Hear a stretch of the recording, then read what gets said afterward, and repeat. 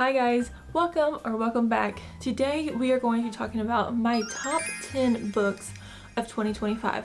I'm still considering whether or not I want to do the end of the year book tag, and I think I do because I have more books that I want to talk about, and this actually isn't going to be 10 books exactly, and there's going to be a few more, but I just had a really good reading year, and I feel like there are so many books that I want to talk about, and so I think it could be fun to do the end of the year book tag on top of doing this video. But y'all let me know if you would like to see that or not. And then I've already done my first big haul of 2026, so I want to film that as well. I have so much book content that I want to post on this channel, and I'm excited for what 2026 will bring in terms of fun book content. So I think without further ado, let's get into my top 10 books of 2025. First two items on this list are not single books, they were actually series, because this year I read the Throne of Glass and the Crescent City series. So Sarah J. Maas was a very big part of my reading year this year, and honestly thank the Lord for that, because I think that's why I had such a good reading year, because I enjoyed these books so much, and there were so many books in the series that I could have just chosen like these as my top 10, but because I wanted to talk about other books, I'm only counting these as one each. I'm counting the whole series as my favorite because wow, I love these books. And I'm honestly not sure why it took me so long to read these books, because I don't know if I mentioned this before, but A Court of Thorns and Roses was the very first fantasy book I ever read. I read it back my senior year of college, and it just like unlocked something in me. Now I think that fantasy is my favorite genre, and I just love it and I live for it, and it just makes me so happy.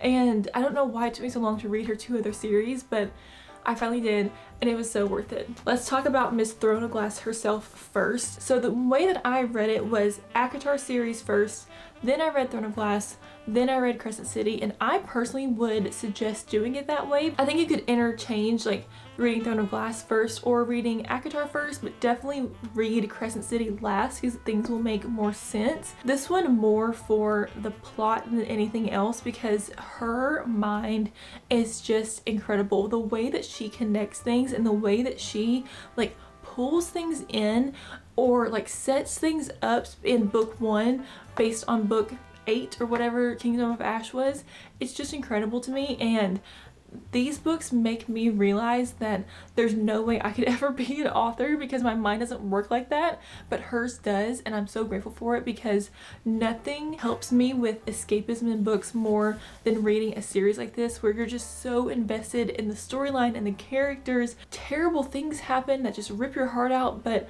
by the end everything is mended, and it's so good. I cannot recommend this series enough.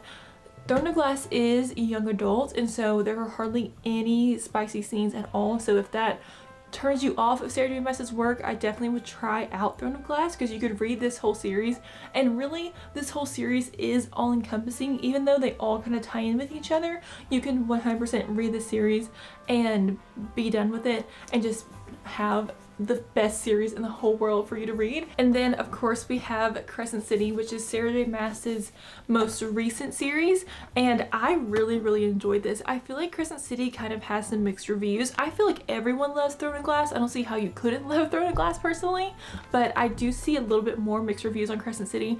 I personally loved it. I think there is something about Sarah J. Maas's writing and the way that she crafts stories that is just so perfectly made for my brain. I feel like it's just made for me. Like, I love it. I love the way she tells stories. I love the way that things are happening behind the scenes that you don't really know about, and then that are revealed later, and you're like, wow, you caught me off guard there, Sarah. You really did. They were just great. I mean, truly ginormous books to get into. The main character in this one is Bryce, and something happens at the beginning of the first book where her life kind of gets turned on its head. There is so much that happens in these series that I can't explain a little bit of it, I feel like, without spoiling it, so you'll just have to trust me that if you like fantasy, these are definitely more spicy than Throne of Glass, but I don't think that they were as spicy as ACOTAR personally, so I just really enjoyed them. I love the twist. I love the ending. I really can't wait for the next book, because apparently the next book is going to tie in all 3 series. Hopefully, I don't know if that's true or not, but I just really loved this, and they were big fantasy books, and they were so fun and they were so heartbreaking and they were just great. They were really, really great. So love you, Sarah J. Maas. Thank you for writing such good books. All right, we're gonna go back in time a little bit to my very first 5-star read of the entire year, and that was Onyx Storm. I kind of went into this knowing it was going to be a 5-star read because I love this series so much. This is number 3 in the Fourth Wing series, or I think it's actually called the Empyrean series, but this is a dragon fantasy romance series, and it is so, so good. I read Fourth Wing and Iron Flame, the first 2 books, last year, and I was highly anticipating this book releasing this year and absolutely loved it. Everyone loved Fourth Wing, and I've seen a few mixed reviews on Iron Flame and Onyx Storm just because they are so plot heavy, but I'm someone who absolutely loves plot heavy books, especially if it's a plot that I grasp and really enjoy, and I feel that way about this series. Like, I am so happy to be in this world that I don't really care what's going on. I'm just happy to read her writing, and I love this one. This was maybe one of the craziest cliffhangers I've ever read in a book, mostly because I had no idea what was going on. Like, the author writes it that way where you kind of don't know what's going on, and I'm always finishing books like this in the middle of the night because I stay up late reading, and it's always at like 3 a.m. I'm freaking out. I'm trying to be quiet so I don't wake anyone up, and that was what happened with this one. I immediately got online and started like reading summaries and like recaps and ending explanations, trying to figure out what was going on. I still don't know. I just cannot wait for this next book to come out. It doesn't have a release date for the next one, but I'm hoping soon because I just love it. I can't believe it's almost been a year since this book came out because it came out in January of 2025. I just loved this. If you, again, love fantasy, want a new series to get into, this one is more of like your typical fantasy series with dragons and war and all that fun stuff, but still with great romance as well. Really, really lovable side characters, found family, all that fun stuff.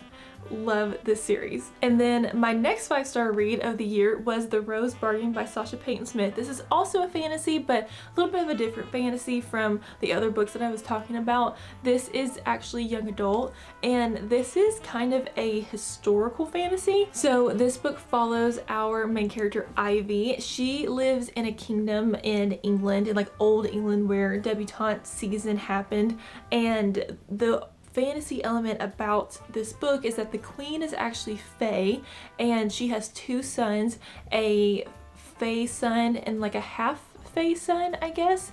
And for her oldest full fae son, she decides to host a competition to find her son a wife. And I don't know if I can't remember if like every person in the kingdom is expected to join in, like every young maiden is expected to join in or not, but basically our main character Ivy gets chosen to become one of the girls who are going to compete for the prince's hand. Her and the other girls move in to the castle, and they start doing these things to try to win his hand, and it is a competition. They're having to do games and compete against each other, and there's a little bit of like a darker twist to it where the queen may not be exactly as she seems and just a little scary.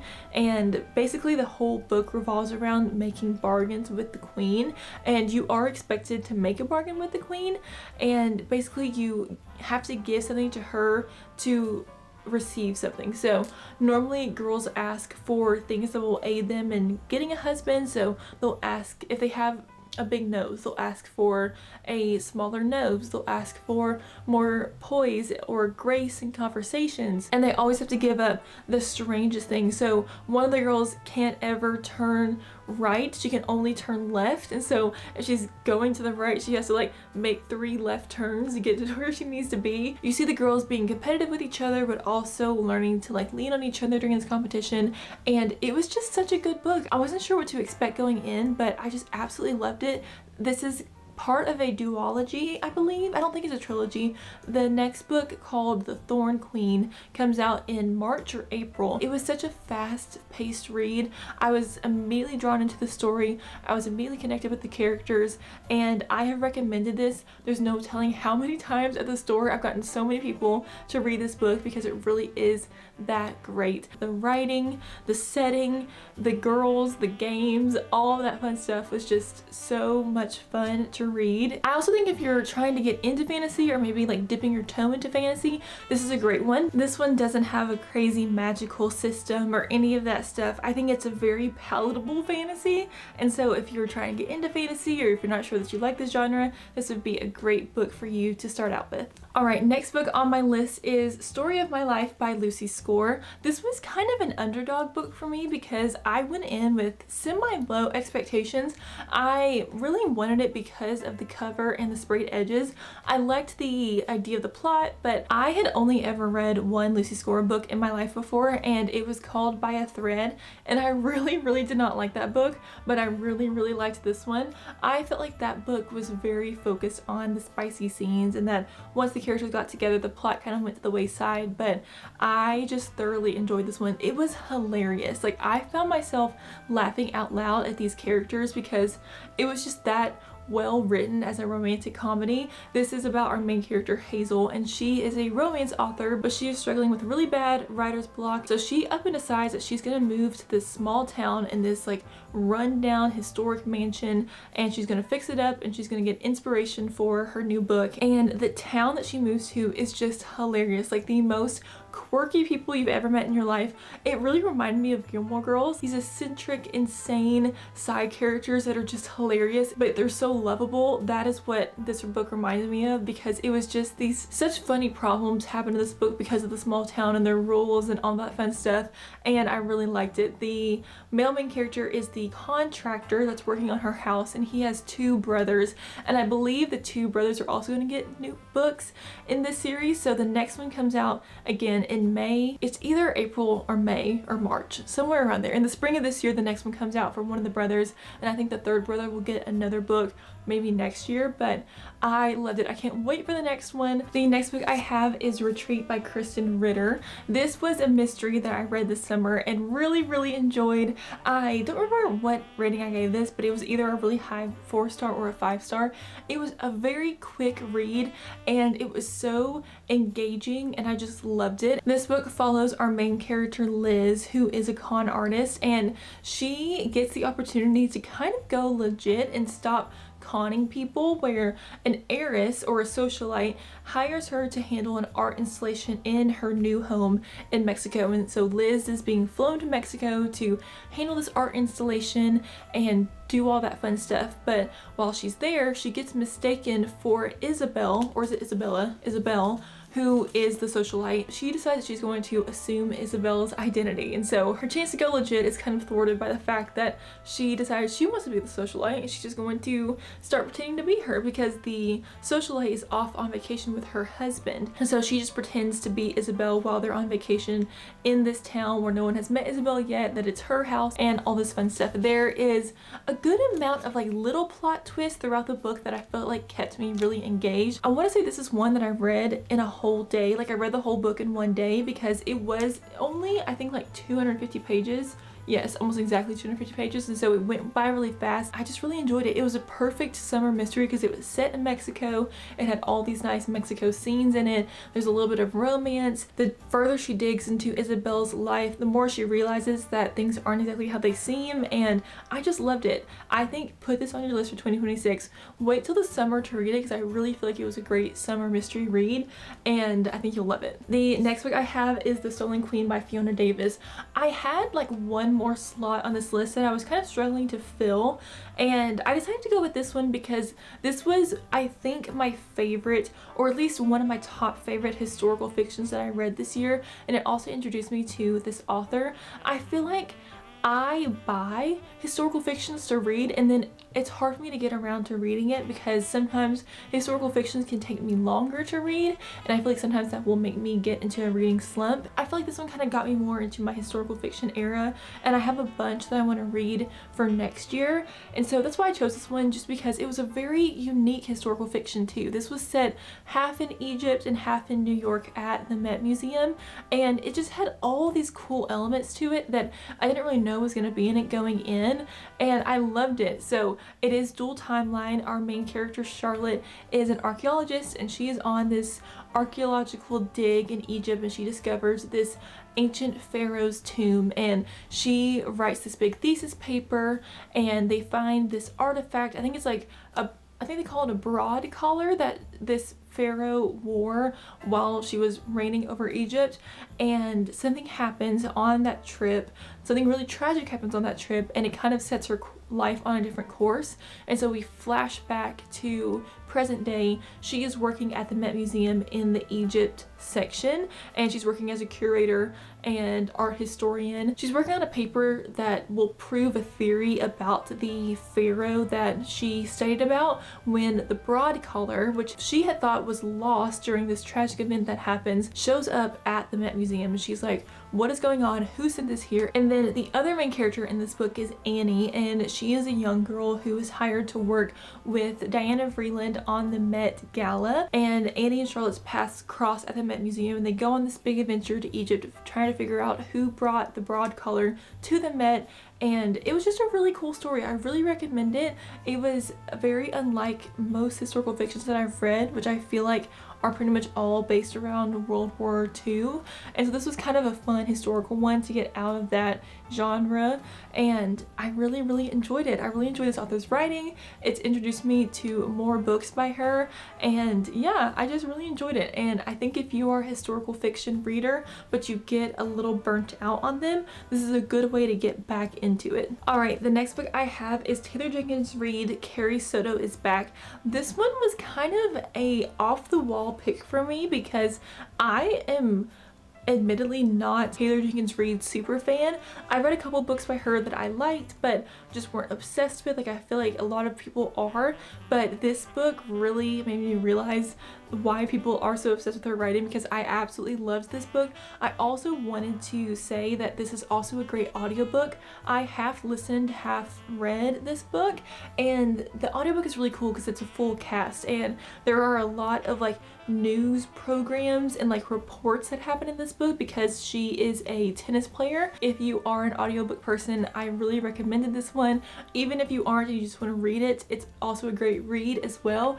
It was just such a uniquely set up book. I am not really someone who reads a lot of literary fiction, which is kind of what I would categorize this, because yes, it has a little bit of romance in it, but I feel like really the entire plot of the book is focused on Carrie Soto and her journey and her becoming the person that she is and how she got to be that way. It was more like a character development story than it was anything else, and I just really enjoyed it. I thought being in the world of tennis was really cool. I really enjoyed her as a main character, which I felt like really made this story for me. So basically the premise of this book is that Carrie Soto is a women's tennis player. She was the greatest in the world at one point. She had broken all these records, and then she decides to go into retirement. While she's in retirement, someone comes in and breaks one of her records, and Carrie Soto decides to come out of retirement, join the tennis scene again, and start playing to win back her own record and like be again the greatest player in the world. And so we follow her on this journey while also getting flashbacks to her as a little girl and just entering the tennis scene, and like you start to understand her more as a person, because she isn't the most likable person, but I think you understand where she's coming from and what she's been through and why she acts that way because of these flashback scenes. And I just loved it. If you're a tennis fan, I think you would really enjoy it. It taught me a lot about tennis, especially if you're a Taylor Jenkins Reid fan, you haven't read this one yet, would highly suggest it.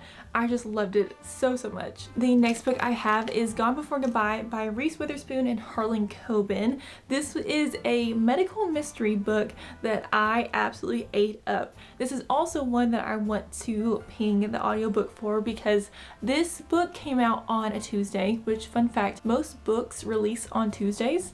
I didn't know that before we opened the store, but that's just how it is. And I had pre-saved this audiobook because I saw where Reese Witherspoon and Chris Pine were two of the people reading in it. And so on my way into the bookstore, I was listening to this audiobook, and when I got there, I unboxed this book and started reading it, and I finished the entire thing while I was at the bookstore, and I just absolutely loved it.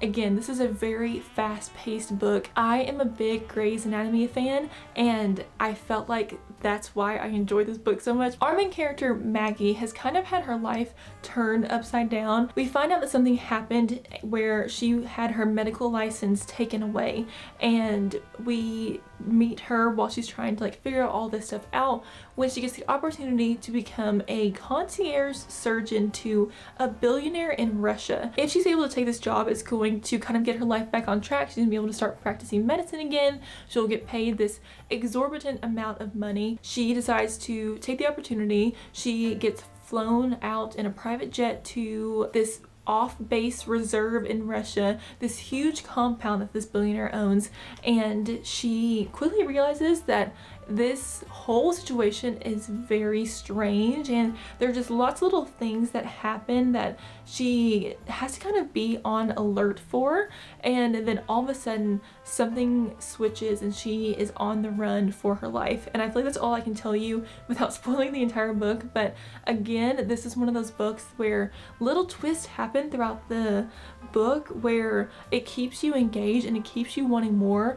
And I just really enjoyed the medical aspect of this because it was a surgery based book. There is a character in here who is her father-in-law, and he is just one of my favorite side characters I think I've ever read about in a book. His name is Pork Chop, and he is the owner of a biker gang slash biker bar, and he is so lovable. Like, I want a Pork Chop in my life because I'm just obsessed with him, and I really loved it. This has been a pretty big seller at the bookstore, and I feel like everyone who reads it really enjoys it. The one thing that I've heard people say about this book was that it took them a little bit to get into it, and I think I bypassed that by listening to the first little bit on audio, so that could be an option for you. I really enjoyed the audiobook. Obviously, Reese Witherspoon and Chris Pine both have great voices, and so it was really nice to listen to them. Again, it's another full cast audiobook, so it was just a really good one. I think this would be a great winter mystery to just pick it up tomorrow and read it because it's really good. And then number 10 on my list was Spellcaster by Jamin Eve. This was a book that I had zero expectations about going in. This is a fantasy. This is a witch magical college fantasy, and the reason why I wanted to buy it so badly is because the sprayed edges are really cool. You can kind of see they just have a drawing of the college on them and this really cool like brocade detail on the top. It's a really cool looking book. Decided I was just gonna buy it, and I picked it up one day. It's not a very long book, and I was like, you know what, we're just gonna give it a go. All of a sudden, I'm obsessed. I can't put it down. It's so good, and I really can't even put my finger on why I enjoyed this so much. I just loved it. I feel like I immediately got dropped into the world. It was very fast-paced, like little things kept happening. The romance, oh my gosh, the yearning in this book was just top-notch yearning. So basically, the prologue is one page front and back long. We literally open this book with our main character running through the hall to this man's dorm room. She's pounding on the doorway. He opens up the door. She sways. She falls in his arms. She's about to like pass out from the pain. Maybe it was my sanity failing with my life, but it didn't sound as if his ire was directed at me for once. Who hurt you? Logan Kingston pulled me close, and I knew that this was the defining moment of my existence. He held all the power, and as darkness won its battle and I closed my eyes, I wondered if my enemy would hand me to the beast or save me. Time would reveal all, but it seemed I was out of that. For tonight at least. And then the first chapter says 6 months earlier. You're telling me she gave me a who hurt you scene in the very first page of the book? I was like, what's going on? What's going on? I'm obsessed. Give me more. I need to read this immediately. Read this so fast. Absolutely loved it. It was so good. The next book in this series, it's gonna be a trilogy, I believe, and the second book comes out in June, and I just can't wait. I can't wait until June. I need it to come earlier. Can you please just release it? If anyone from Jamin's team is listening, I would love an art copy of this book. I probably should just apply for one, but or an art copy of Night Witch, which is what the second one is called. Oh my gosh, loved it, loved it, loved it. It's a really fast-paced read. It's not very long. Again, pretty easy fantasy to get into. Great romance. Loved it.